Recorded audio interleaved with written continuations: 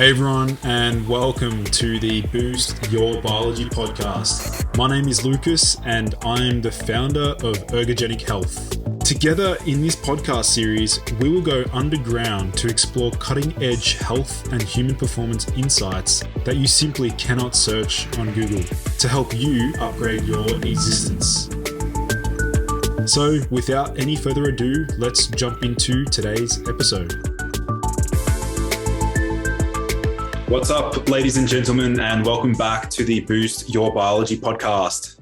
Today, I have a friend of mine joining me who is a thriving entrepreneur, author, and speaker. He's the CEO of Self-Hacked, Self-Decode, and Lab Test Analyzer. Joe Cohen, welcome to the show, man. Hey, thanks for having me. So, Joe, I'm sure majority of my listeners will know quite a lot about who you are, but for those of them who don't know anything about yourself, let them know a little bit about your journey and how you became so fascinated into biohacking. Yeah, I had to overcome a long list of health issues related to brain function, sleep, gut function, mental health, just a laundry list of health issues that I had to overcome. And for a certain part of my life, I was actually disabled for 3 years between the age of 23 and 26. And so that was a big, that was a big thing there where I had to, just overcoming that and getting into a peak performance position. By the way, just for the listeners, I'm a little out of breath now because I did 100 push-ups before the podcast. So it's cool. I mean, I've seen your journey, and I really respect what you're doing and what you built. It's very inspiring for me as a young entrepreneur. But so today's conversation will be really centered around your usage of psychedelics and maybe, I guess, experimental compounds to a degree. So I'd love to start out by opening the discussion around how or what is your criteria for you deciding whether or not to actually experiment with a particular compound or to completely avoid it? That's a good question. I have a bunch of criteria, actually. So number one is I tend to want to see peer-reviewed research. That's a big thing. So a lot of these experimental compounds aren't going to meet that criteria because there's no clinical research. So I guess that excludes a fair bit of compounds that, there's some, for example, some SARMs and things like that. There's not really clinical research on most of them. There's no long-term safety research. Whereas a lot of the natural compounds, it's things that you get in your food, things that have been around for many thousands of years. There's some clinical trials on them. Maybe they're not that big. And then a lot of stuff does have a reasonable amount of usage on there. Number two is I need to see a noticeable impact from from whatever I'm trying. So if I can't notice it, then generally speaking, it's not going to be in my regimen. When I say noticeable, it's I'll do a megadosing experiment, and based on that experiment, where I'll take a large dosage of it and see what the acute effects are. And then another thing is it has to have more than one benefit. So a lot of things might just be good for one thing, but it has to be good for many things. It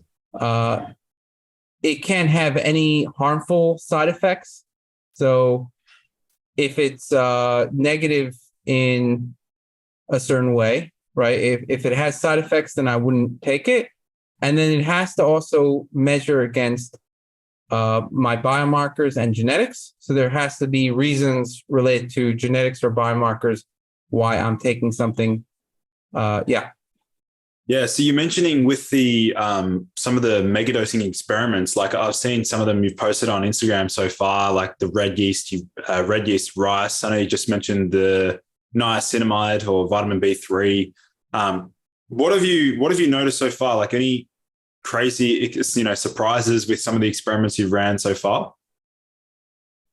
Yeah, I mean, I've had many breakthroughs where I've made a very significant impact on my health. I'd say the most recent one was related to niacin. So I originally didn't want to take a lot of niacin because there was research showing that there was no improvement in cardiovascular health, and there's side effects, of course, right? You get the flushing, and there's some negatives. Your homocysteine goes up. It can create insulin resistance. Your blood sugar levels go up. Now, one thing I didn't realize about that was they were giving doses of 3,000 milligrams. And the dose where you start flushing is like 100 milligrams, especially if you take it on an empty stomach.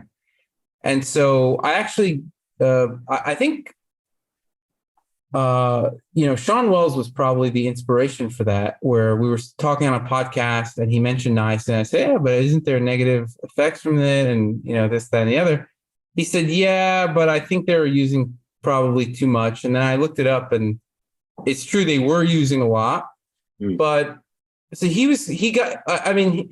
heard it many times before as well, but I was always kind of skeptical about trying it. And then what happened was I took like 200 different lab tests, and I saw that happens to be that niacin fit very well with the lab tests and my genetics. And I said, okay, I really should try this. And that's when I looked into it more. And I said, okay, wait, they're giving 3,000 milligrams in these clinical trials. That is nuts. Let me just try to take 100 milligrams. I took 100 milligrams. It was at 6 p.m. And then I couldn't go to sleep until 4 a.m. that night. It gave me so much energy. It was nuts. And so that made me think that I've been deficient in niacin my whole life. And another reason why I didn't take it, by the way, was because all the foods I eat are rich in niacin. Niacin is found in meats and a lot of animal foods. And so I thought, okay, I'm taking a lot of niacin. And then I'm also getting niacin, by the way, in Joe's Mood Daily. I'm getting it in nutritional yeast.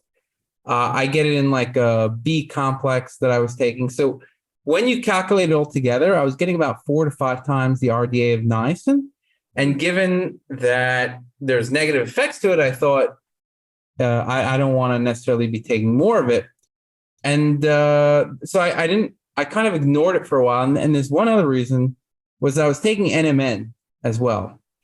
And you think that NMN is a form of B3 and therefore you don't need niacin as much, but it turns out the effect is completely different. Really? I don't know exactly why that is, but it's completely different. When I take NMN, I do not get the same effects as niacin. And niacin basically gives me an explosion of energy. At this point, I have to figure out how to tame niacin, which is another puzzle that I have to figure out. Every time you fix something, you also take like, sometimes you move like 2 steps forward and 1 step back. Yeah. In this case, it was like 10 steps forward and 1 step back, because now I got to figure out how I can get a good night's sleep on niacin, just because it gives me so much energy. So since I've been taking it, I've only been getting about 5 hours of sleep a night. Wow. And there's some negatives to that, right? I'm not saying that I'm like 100%, right? But it's 5 hours of sleep and I'm functioning well the whole day. I'm working out. Normally, if I didn't get 7 hours of sleep, I just would have like a very significant decline in my function. With the niacin, it's a very slight decline with only 5 hours. But again, it's something that I think I want more sleep. It's just I can't do it with the niacin. I have to figure out how to maybe take less, or it's still early days for that. Do you have suspected mechanisms of action? What might be playing a role here? Like, and also, have you ever had like hypomanic tendencies in the past? Like, have you ever? Because I personally, with some of the compounds that I've played with, I mean, they've given me exactly what you're describing, where you don't need much sleep, but you're able to like just push through and you feel great. You're highly productive. Right. What do you think's going on there? I think it's a very good mitochondrial enhancer. Just increases NAD plus and very good mitochondrial enhancer. I don't understand exactly why people are raging about NMN if niacin seems to be much stronger. I think maybe because the clinical trials didn't work out that well, but I really think that it has to do with the dosage. I think taking 100 milligrams can go a long way, whereas taking 3,000 milligrams is going to have too many negative effects. So switching gears a little bit, Joe, I mean, obviously today's discussion will be centered around like your usage of like psychedelics in the past. And I know you've experimented quite a lot. I guess like the only one that I've used is 10-methoxyharmalan, which is something we can talk about sort of later. But let's sort of discuss with how did you first get into psychedelic usage? And do you remember your very first experience? Yeah, of course. I first took it when I was 27, and I took LSD. I took it I took full dosage. It was like a carton. I didn't really know what I was getting. Somebody gave it to me. It's like, here's a carton. And that's probably the worst way to take it. I don't advise doing that. I think you should know what you're getting, and you should titrate the dosage well. So when I first took it, it was too much. And I think that when you take a large dosage, you start to, I was getting all the visuals. So the walls were moving and it was like really strong. I had the ego death. That could be useful maybe when you have a big transition in your life. You want to kind of like a new beginning, maybe once every 5 years or 10 years or whatever, right? That was the last time I did anything like that. But I kind of just wanted to experience that, and I thought it was interesting. But I kind of took a break from psychedelics just because I was like, okay, this is too strong. I don't really know what's going on, and it was it was worth it, but I'm not going to do it again, really. And then I kind of I'd say a year later or 2 years later, I started to want to do microdosing, but I didn't really know how to get my hands on, the LSD and dose it properly and do all kinds of different things. It wasn't until I'd say like I was 29 and I started to do that more. But even then, I feel like I didn't really. I was kind of just playing around with it. Didn't really know what I was doing. Yeah, I'm curious to know, like, with that first experience that you had with LSD, did you notice any like personality changes after that, and or behavioral effects that were like lingering for many months after usage? I wouldn't say many months. I would say weeks. And what? It was a very profound experience that lasted. I noticed like maybe a couple weeks. What did that like for you? How did that present? It was kind of like I was just more relaxed for a couple of weeks. Like it was, I just felt like more relaxed. Interesting. Yeah. Okay. And it was really powerful. Something I noticed was really powerful at reducing inflammation. It is a very potent anti-inflammatory. And actually, I think it's an ergogenic aid. So really, I do think so. I don't think anyone uses it for that, but I might be the only person who uses it for that. Like when I take it, it actually allows me to work out better. So when I take it about once a week, generally speaking, it's on a Saturday, and I'll switch off what I'm taking depending on either mescaline or LSD. And I wouldn't say it's a microdose. I would call it more of a mini dose where I don't get the full psychedelic effects. So my rule is like this: if you're getting visuals, you took too much. And I don't get visuals. So I know exactly where that line is. And so I take a dosage sub-visual, you could say a mini dose of sub-visual dosage. And I find that, and I just go about my day. Nobody has any idea that I took LSD, but it's a significant amount. Like if it's LSD, it might be 75 micrograms.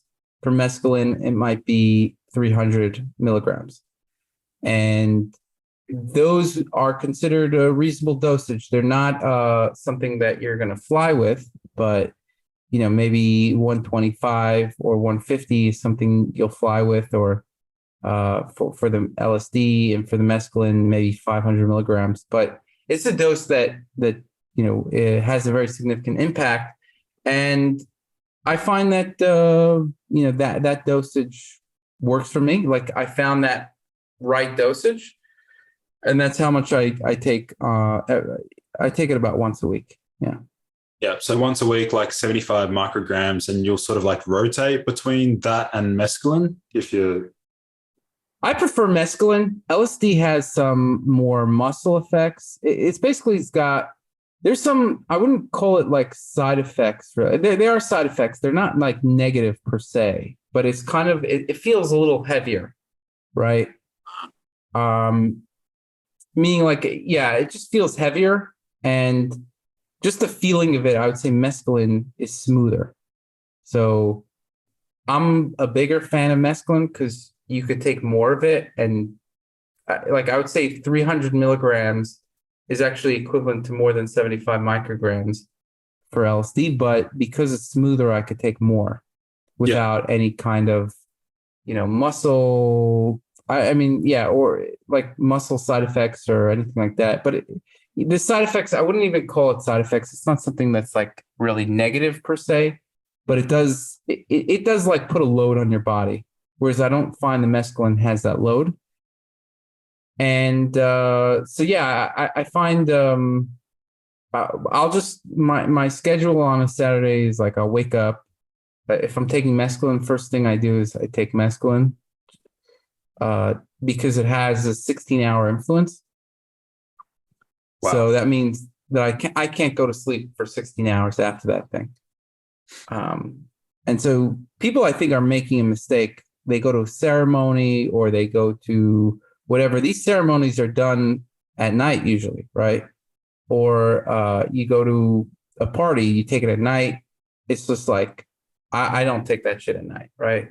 I took it recently. I took it at night, not at night. I took it at 3 p.m. and it was like a smaller dosage. And I was like, I'm going to regret this. I regretted it because I wasn't able to go to sleep until like 2 a.m. and it just threw off my next day. Because I tend to wake up the same time every day. So even if I get more energy or I go to sleep later, I'm going to wake up the same time the next day. So, it could throw off my sleeping patterns. But I don't see anybody waking up and just taking psychedelics, which I think is the number one mistake that people make, is that they take it at night, whereas I take it first thing in the morning. Yeah. It's funny. It's funny. Before you mentioned sort of LSD being like a ergogenic aid, particularly before a workout.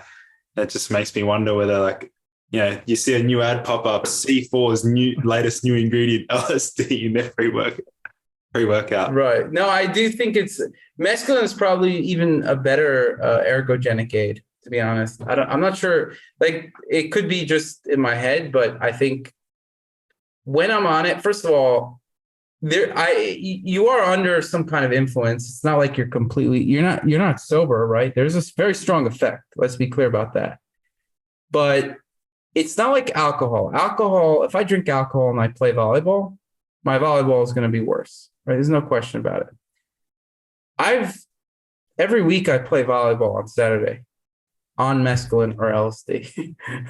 And people are like, wow, you're playing great. Like, they have no idea.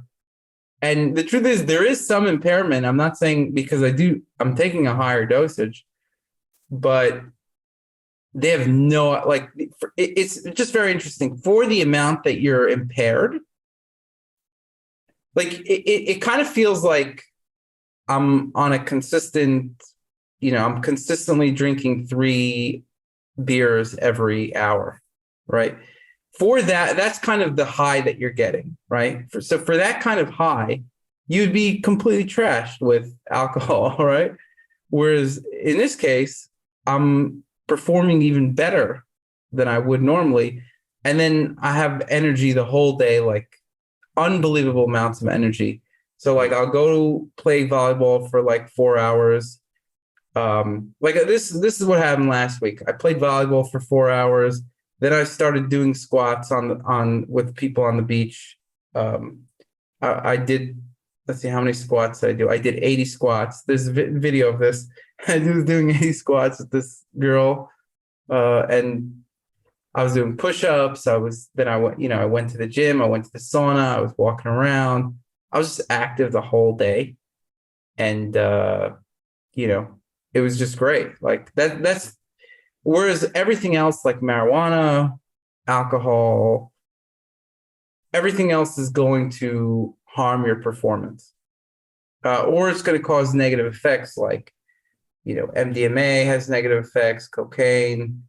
MDMA has also some nice positive effects, and it could be useful for therapy, but I wouldn't want to, it's not something that you want to take on a regular basis because it has negative effects. And so that's kind of for all these drugs, you always have negative effects. And so I stay away from drugs, except psychedelics, because I don't find that when done in the right way, they have these negative effects. And I would say that mushrooms have more negative effects because you're also getting like other things in the mushrooms. You never really know what you're getting in these mushrooms. Whereas the LSD, you know what you're getting pretty much. I'd like to open that discussion around first of all, that mescaline that you're describing before. Again, a lot of my audience probably won't be familiar with where that's even derived from. So do you want to sort of explain that? You said the dose was 300 milligrams, but do you want to explain the origins of it? Yeah, it's just a cactus. It's San Pedro. So it's a natural product, whereas meaning like it's from cactus, but they synthesize it now as well, and it is more expensive, so it's not common. It's a reasonable. It's not cheap, but I find that I like it better. And we can find that on Amazon.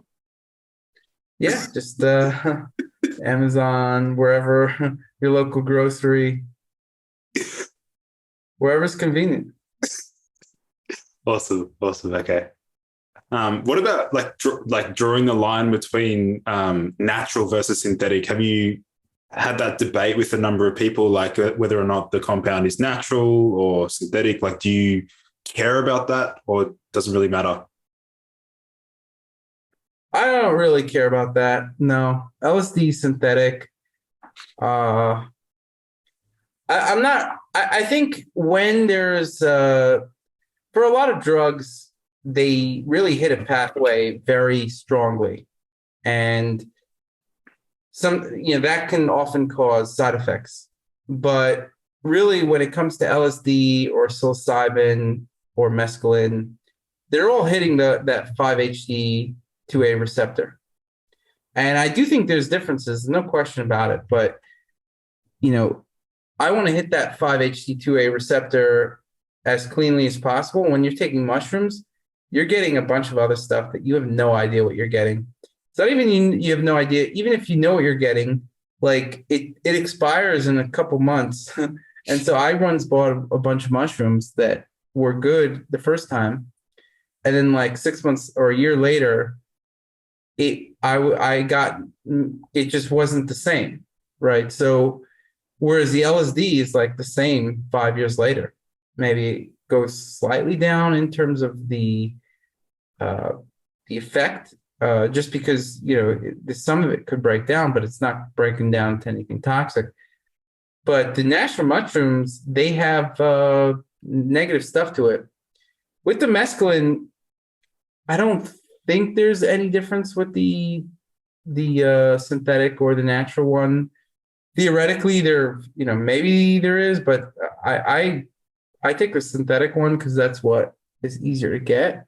And I find it's a very good effect. Interesting. Yeah. With some of those compounds, like for example, mescaline, like have you looked into ways to like either amplify the effects or other synergistic compounds that stack well with it? Like, have you looked into things like that? That's a good question. I mean, I've taken it with a bunch of my other supplements, and I've taken it not with it. I would say that yes. So I have figured out certain things that it stacks well with. Number one is I find that when you exhaust your nervous system a lot, you need to take more thiamine. And that is something that's going to exhaust your nervous system. It's going to put you into overdrive. And that's fine, right? As long as you're doing healthy stuff, it's not a problem. But you do need extra thiamine.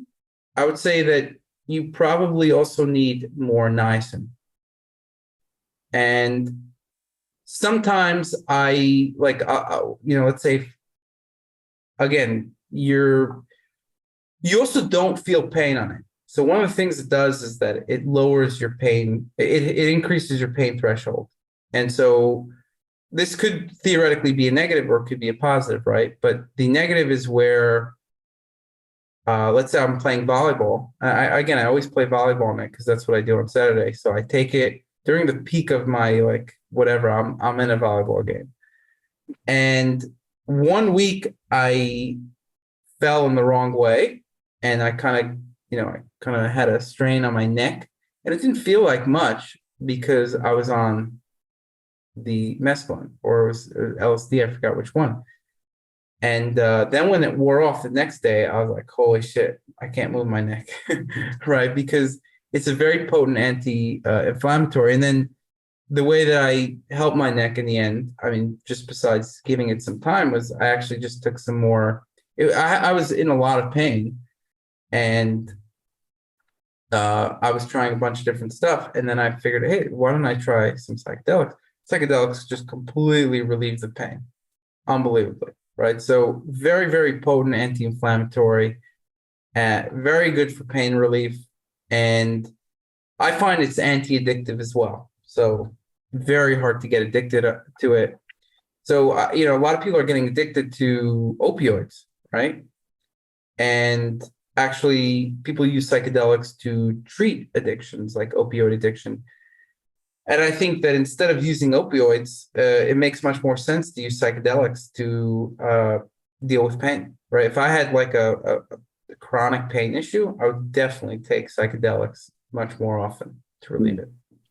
Well, that's interesting. It sort of makes me wonder whether we can utilize different routes of administration. For example, like a topical LSD cream to like soothe pain. Yeah, I don't know if it works topically, but I haven't tried it topically, but I think it does. It does get absorbed. Yeah, maybe. No, it does get absorbed. That's true. It does get absorbed, but then if it's getting absorbed, that I don't know. I don't know if it's going to have a different effect. Yeah. Right. It's not something that's going to have a different effect. And with some of the other compounds, like I guess. Oh, yeah, sorry, go on. Yeah, sorry. I just wanted to finish there. So I think one of the times that I was taking it, I also kind of went too much into overdrive. I got too much sun, worked out too much. And then the next day I felt a little run down. I think so I just was taking colostrum, but niacin would stack really well with that. So I think niacin stacks well with it in the morning, and then at night, thiamine is going to stack well with that. Whenever you take niacin, you also want to take B6, B9, and B12, but because it takes away the methyl groups. But I would say that so the B vitamins work really well with it. And then also I think some serotonin at night would work, 5-HTP. So what I do is I try to limit the number of supplements I'm taking when I take that. And so it's pretty much restricted to my Joe's Mood Daily formula, which has that 5-HTP, and it has some other supplements that improve serotonin function. And so so I would say that that's important, like especially towards the evening. And actually that also works. I tried that with MDMA, and that worked really well as well. I don't take MDMA on any kind of, just twice in my life. But one time I took it where, the effects wear off after 6 hours. But I found that I was able to extend those effects by another 6 hours with the Joe's Mood Daily, which I think had to do with serotonin and certain other supplements. I'm not actually sure. I don't want to take MDMA a lot, so I don't want to do a lot of experiments there. But I was able to extend those effects through using the formula Joe's Mood Daily that has the 5-HTP and some other serotonin increasing supplements. So I think that works very well with the psychedelics. So the B vitamins, nice in the morning, thiamine towards the evening, something like 5-HTP and serotonin stuff towards the evening. And you also want to make sure that you're taking electrolytes, because you're going to be sweating, you're going to be exerting yourself more. So salt, potassium, magnesium, and all other kinds of electrolytes. Yeah, makes sense. And what about as far as like when it comes to, have you ever used or experimented with like intravenous ketamine or actual nasal ketamine at all? I do nasal ketamine, not regularly, to be honest. I kind of use it as a substitute for alcohol because it has a more similar effect to alcohol. It is a downer. Whereas, like, let's say if I take psychedelics, I'm just like, I want to work out now. I want to be active. I want to get stuff done. It makes me like super motivated, which is very interesting, right? And I'm not talking about if you're taking like a visual dose, right? I'm talking about a sub-visual dose. I get very motivated. Then I find that when I take ketamine, it kind of like blunts that motivation a little bit, meaning like I'm more relaxed, more sedated. So if I'm in like a kind of chill hangout type of situation, ketamine is going to be better.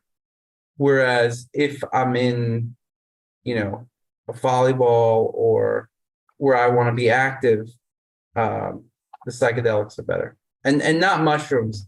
So that's a big thing. We could go into that if you want. There's two big categories of psychedelics. One is where they hit dopamine, and one is where they don't. So the ones that don't hit dopamine are basically like the mushrooms. And those are good if you're going to go into the forest and just like zone out with, a couple buddies or whatever and look at the trees. Whereas the other ones is good if you want to like, have a whole weekend where you're partying and whatever. But no matter what happens, I don't take it at night. I always take it in the morning. With the psilocybin, for example, can you talk a little bit more about your dosage regimes and what you've experimented with there? Well, they don't really sell pure psilocybin, generally speaking. When I say they, I mean drug dealers or whatever, right? They're selling, or maybe in some clinic doing a clinical trial might have that, but in general, it's they're doing mushrooms. And the thing I don't like about mushrooms is that you can't measure it, right? So every mushroom is going to be different.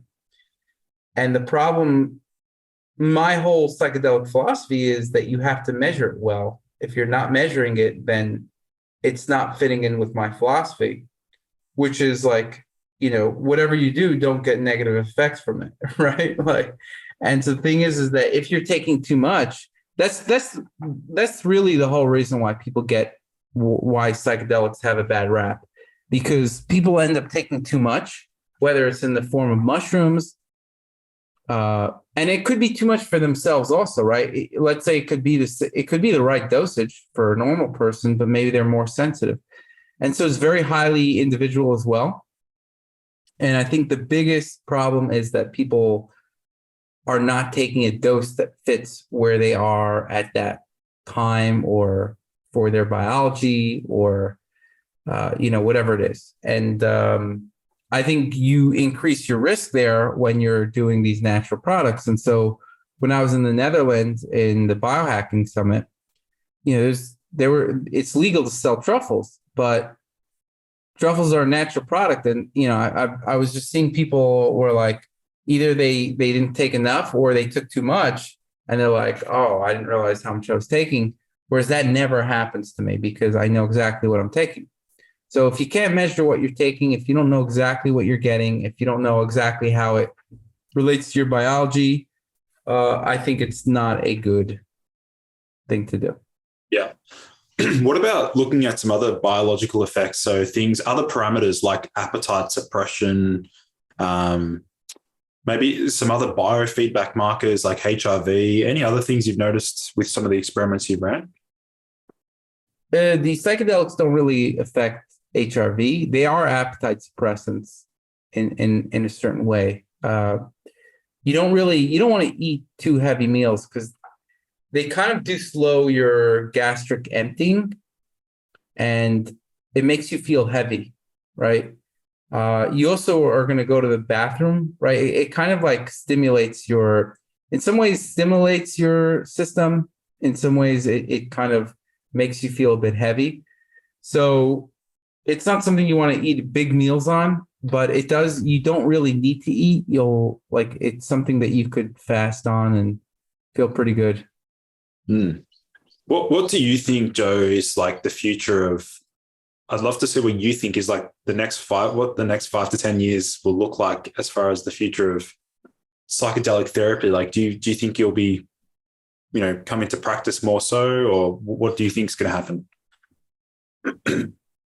It's a good question. I think there is a kind of a movement where I noticed that entrepreneurs are much more into psychedelics than they are into other drugs, right?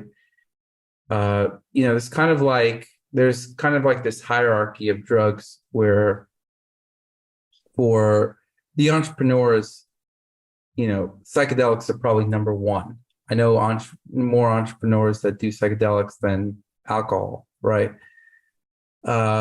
Whereas, so it's kind of like psychedelics is probably number one, alcohol is number two, and then maybe you have some weed. And then MDMA is a big one too amongst entrepreneurs. But I find that I just think that the priorities are all messed up in how people view psychedelics. Like if you say that you do psychedelics, people think like, whoa, is something wrong with you, right? Or like you're crazy. Like I would never try that. Whereas, there was one situation where there was a party, I hosted a party and there was like 100 people and I was the only one doing psychedelics. And I did in the morning, but I was still good. I didn't do anything in the evening. And there were multiple people that were getting like serious problems from alcohol. Like they were throwing up. It was a mess.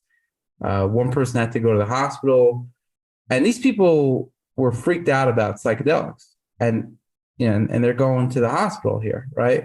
And I'm just like, I've got like tons of energy. I've got no impairment whatsoever. No impairment in my sleep, nothing. Just like, I was in great mood, completely sober, completely functioning, and without any of those negative effects. And so I think there's a unnecessary fear with psychedelics, and I think a lot of that has to do with the fact that people overdose on psychedelics, and they don't know how to dose it properly.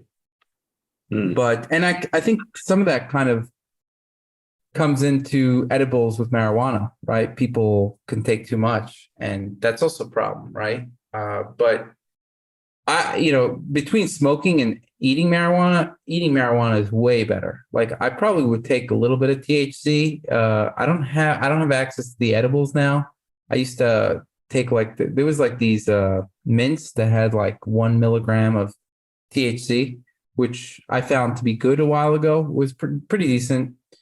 But yeah, I mean, but overall, I think psychedelics are the way. What about nicotine? Have you had I'm sure you've experimented with nicotine. What's your subjective response like with nicotine? Doesn't work with my genetics. I find that the only one that works well is the snus. So the thing you stick in your lip, the pouch. But yeah, I don't take that very often, to be honest. I just I don't really take it very often, but I think that's the only one that works for me. The other ones don't really. I've tried the pouches. I've tried not pouch like The patches. what is that? The pouches that you put in your arm. Oh yeah. The sticky pouches or whatever. Mm. I've tried just I've tried I actually really, really like smoking cigarettes. I just don't, I used to smoke maybe one cigarette a month or a week or whatever, every 2 weeks probably for a few years. And I just stopped, just because it was unhealthy. But I actually really like cigarettes. And I find that, there was some negative effects there to the cigarettes. I would say I tried the vape pens, didn't really work for me. I tried a spritzer, didn't really work. I tried gums, wasn't a huge fan, but probably number two to the snus. I say the snus was the best one, and number two was the gums. Mm. When it comes to like productivity, I'd love to learn more about what did you, I guess, utilize the most when you were trying to develop and build such an incredible company and business that you've spent a lot of time on over the years with outsourcing tasks, delegating, staying on top of your calendar, being highly structured and organized. Was there something that you consistently you were consistently leveraging to give you an advantage at all? I'm a believer that the success of individuals are almost purely based on their biology. When I say almost, I mean completely. I really do think so. I think some of it is luck, but the luck you're not going to be able to do anything about. So then, why worry about that, right? Nothing to think about there. But otherwise, besides the luck part, I really think that it's just based on your biology. Because if you have the right biology, then your mind is going to be thinking about all these ways to optimize. I don't believe you can teach people how to be efficient. I think the whole Tim Ferriss approach is completely wrong. Meaning he's teaching people how to be efficient, but the world is too complex. You're not going to teach a monkey how to do stuff or somebody who doesn't have those capabilities. I think more than just actually teaching people what it does, what they do, in some ways it could motivate people to, it could inspire people, it could motivate people, it could entertain people. So I think there's some value in those senses. I think also, you can give information sometimes, hey, I use this software or I use this, approach, and, information is always good. But really, I think what it comes down to is not, a lot of it is experience, but also how your biology is working. And that's why I don't try to think about what are my habits or this, that, or the other. I try to change my biology, and then I let my biology do the rest. So, I mean, I could go into certain things that I did, but I really think that, for myself, what I try to do is just focus on changing my biology, right? And I've been changing my biology for the past, in a very, very serious way for the past 12 years.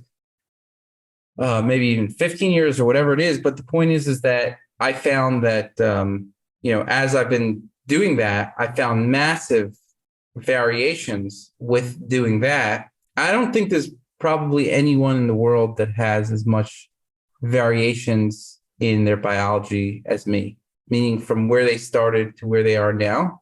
I don't think there's anybody, because and so I've really went through the whole gamut of, okay, I felt this way. This is what I was able to do. And now I feel this way. And then I'm always, anytime I have a breakthrough or whatever it is, I get to see how different it is, right? How, even niacin, it's changing my brain in some interesting ways. I can't fully categorize exactly every way, but I'll give you some interesting examples. Number one is, before, like I said, if I didn't get enough sleep, I'd be just a zombie, complete zombie, and I would need to take a nap and whatever. Now I've been going on 5 hours of sleep for the past 5 nights, and again, I don't think that's good, but I've been functioning at a decent level. And but there's no hacks that you're going to be like, okay, how do you?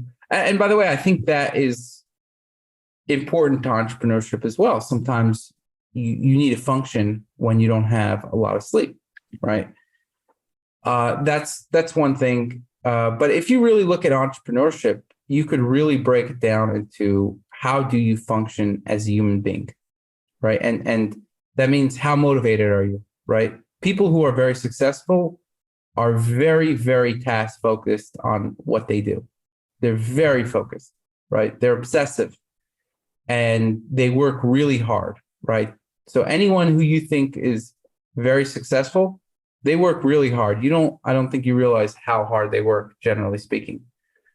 Some people just got lucky and they had the right business at the right time and, took off. But generally people work really hard. If it's not based on luck, then they tend to work really hard. And again, they're all, it means that they have to be motivated to work very hard. It means that their health has to be in a certain place. It means that their brain function has to be in a certain place. So I'm always scanning and looking at how can I optimize my health in a certain way that I will be more successful in the long term.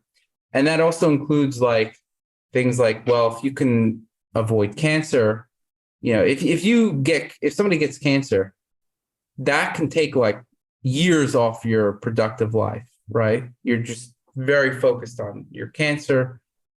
If somebody gets any kind of disease, any kind of health problem, so I think prevention of any kind of health issue is very important.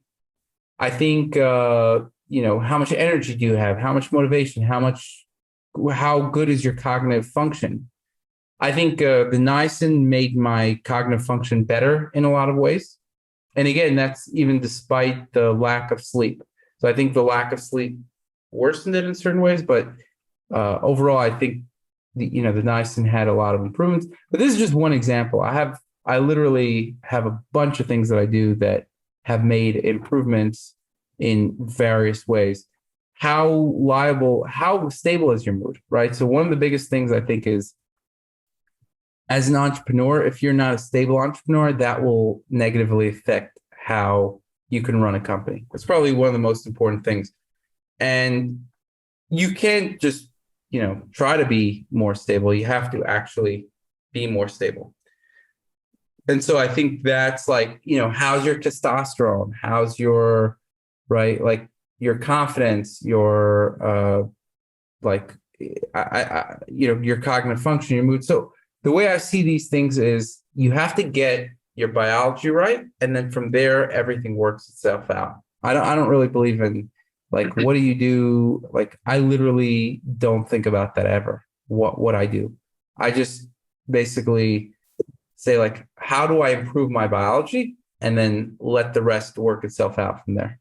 Yeah, I definitely agree with that, Joe. That's definitely one of the reasons why I actually named this podcast Boost Your Biology, because it all starts with, your biology, everything else falls into place as long as you're in the right environment and things like that.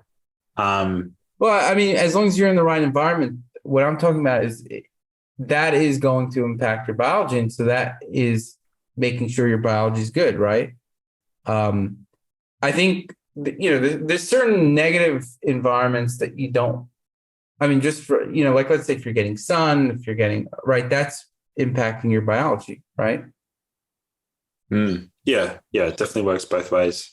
Like in that dynamic, it's definitely a dance. But I'm sure like over the years you've probably seen like when you had all these health challenges and things like that, it just made work so much more difficult.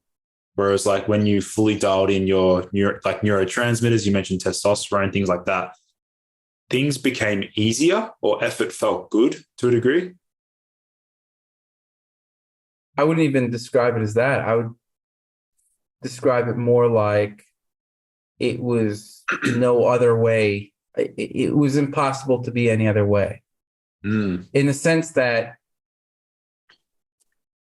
people, once your biology is set in a certain way, it you don't have to try to do anything. It does, right? Like your system will tell you what you want to do. Be like, okay, I want to do this, right? So if you have a lot of energy and you're motivated, you're not going to have to say like, how do I, plan my day better? You're just going to start planning your day better, right? You're not going to say like, how do I? You're going to start getting more things done just because you want to, right? I mean, I'll give you an example. I was at this party, and I was, I was on psychedelics, right? I think I also take niacin? Yeah, I also took niacin. Yeah, I was taking niacin. I was on psychedelics. I was on a whole bunch of other things as well, but I was just like, it was kind of like a very relaxed kind of party. I was just like, I really do not enjoy this because I want to be working right. Like I want to be kicking ass right now. And everybody was like too relaxed. They're smoking pot. I was like, I gotta get out of here. I was like, I am out of here. I just like came home, started working, and just or doing productive stuff. And it's not like the other way to think about it is 10 tips to hack your productivity. And it's like tip number one, think about your long-term goals and how you're going to achieve it. Like, no, it doesn't work like that, right? Elon Musk doesn't read about productivity hacks. He's like very motivated and he's very smart and he just gets shit done. That's it. Yeah. Lead with action. Less not lead. I mean, you're gonna, like, if your biology is there, you're gonna do it. You're not gonna be able to do anything else. You're not gonna want to do anything else. That's how I would describe it. You're not gonna want to be lazy or not work or whatever. Your system is gonna know what it wants to do and it's gonna just do it. Yeah, I've definitely found myself in scenarios similar to that where like you're out at a party, for example, or just not enjoying being there, or the people around you just lowering your energy force, or you're in a different headspace. You then just want to like smash out work because you're feeling hyper productive. Yeah, exactly.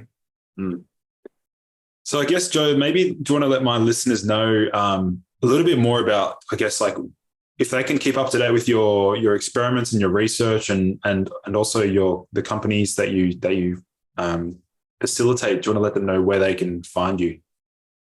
Yeah, so the main thing that I'm doing is self-decode. That's where you get the lab tests, you get content, you get, obviously the main thing is genetics there. So we do genetic predispositions and you could figure out what works for you, what doesn't. So you don't have to, you don't have to do thousands of experiments on yourself like I have. So it's a tool that helps you figure out what you need to do to be healthier, to improve different areas. And so that's kind of like my main thing. On Instagram, I'm Mr. Biohacker. And yeah, you could follow me there I go through videos on what I'm taking, what my experiments are. And I like to do, I've been trying to do like more experiments that I do, the better. it is a little like psychologically tough because you want to just take the stuff that works for you and just like kind of continue with it. But I do find that just in life, I guess if you want, some kind of hack, it's not a hack, it's just the way I go about things is I find that the more risks I take, not risks, but the more experiments, I'd say, right? The more experiments I do, the more successful I am. The more things you try, because, and again, it has to be smart experiments, but when it comes to, like, let's say trying a supplement, you're not going to want to take a dangerous amount. But if you take a safe amount, you try it out, you do it thoroughly, just one at a time.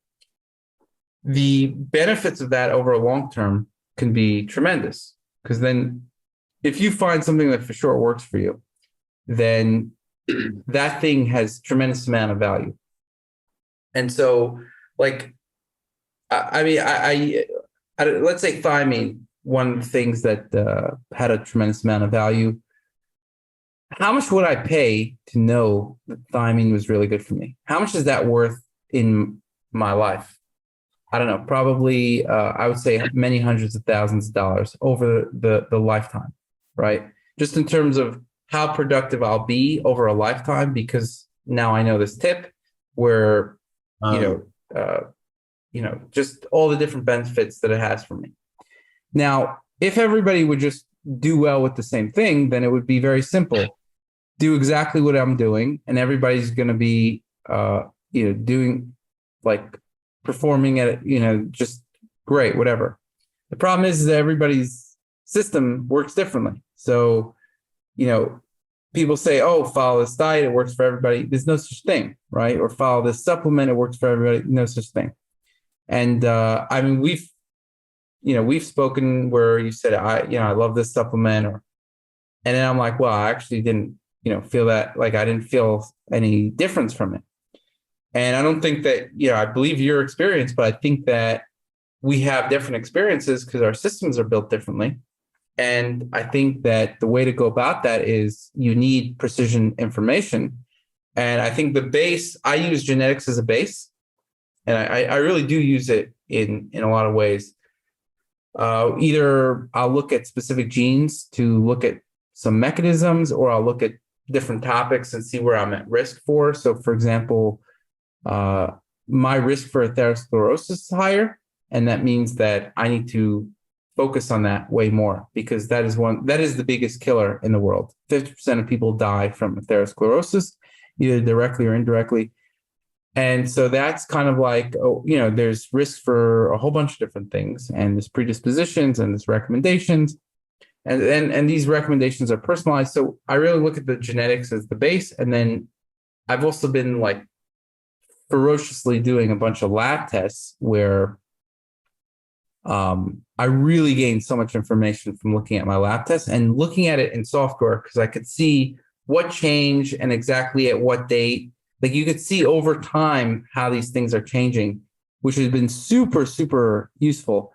Like, I don't know if you've ever done that, actually. Have you plugged in all your lab tests to self-decode? Yeah, I'm actually waiting for the, so I've sent off the kit, and that was But you could plug in your lab test now. Oh, the actual blood test results. Yeah. Upload every lab test that you've ever gotten to self-decode, and your mind's gonna be blown in terms of, like, you could see how they're shifting over time, which is massive, right? Like, you could see, because then you'll be like, wait, why was this elevated there? Why was this not elevated there? And you should also look at Mendelian randomization studies to see, and we have a lot of the content there, but the Mendelian randomization studies are really good at saying what's causal. Yeah. And so you can see what lab tests are causal. And there's a lot of interesting information there, but that is the reason why I took the niacin to begin with, because I was plugging in different things from my lab tests. It's also why I took thiamine, and really everything that I do is based on genetics, lab tests, and then I verify it with my personal experimentation. And so I would highly recommend people really if you want to know what works for you, you have to look at your personalized data. Yeah. I definitely think combining objective data like that with subjective experience is just getting the best of both worlds there, really. Yeah, for sure. Awesome. Well, Joe, thank you so much for coming on the show, man. It was a pleasure chatting. I knew it was going to be quite fun. I'll make sure to leave all those links in the show notes for those listening in. But otherwise, Joe, I'll speak to you soon, man. Awesome. Thanks for having me. All right.